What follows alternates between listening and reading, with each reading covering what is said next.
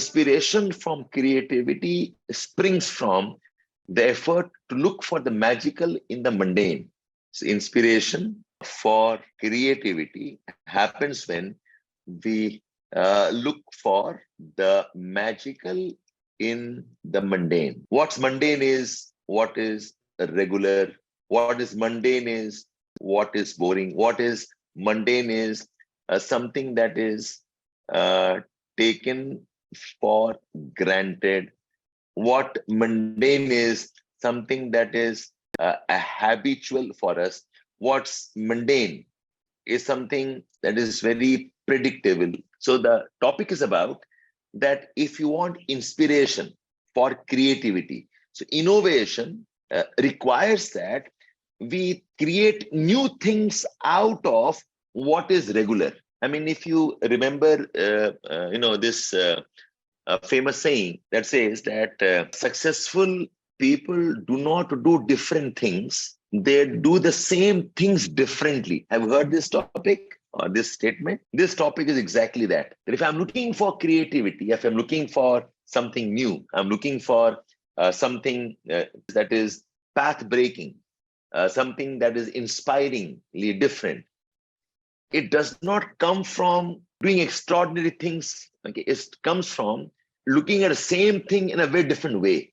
Correct. And I think the most common example that perhaps strikes us is Isaac Newton, and a very mundane thing like an apple falling. And he was able to think about the law of gravity.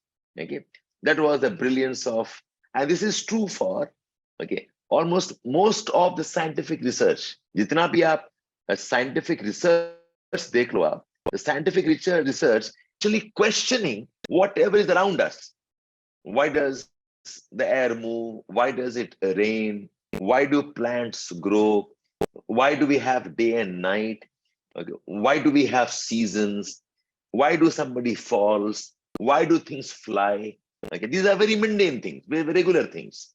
If you want inspiration for creativity, you need to look for something beyond the obvious. When I say look for magical, this word magical has a very important meaning. Yes, Archimedes, a simple thing like a boat moving, and he was able to think about the whole principle of flotation. Absolutely correct. So the word magical implies something which is extraordinary, something which is very, very different in terms of how we experience it. The word magical implies an element of awe. Okay, it implies an element of joy. If you look for joy, you look for the deep, I'll say, uniqueness in things. Okay, if we question things deeply. So magical word is some of these things. In fact, even the discovery of gene, the two snakes wrapping around, sorry, not genes, the DNA, and the benzene ring. If you know about the benzene ring discovery, was because the scientist, he could imagine two snakes and he could create something out of that. So and magical also has an element of childlike simplicity and childlike innocence. That if you want creativity, you cannot look for creativity in things by making it too complicated. Creativity requires a childlike simplicity. It requires innocence of mind. Magical somewhere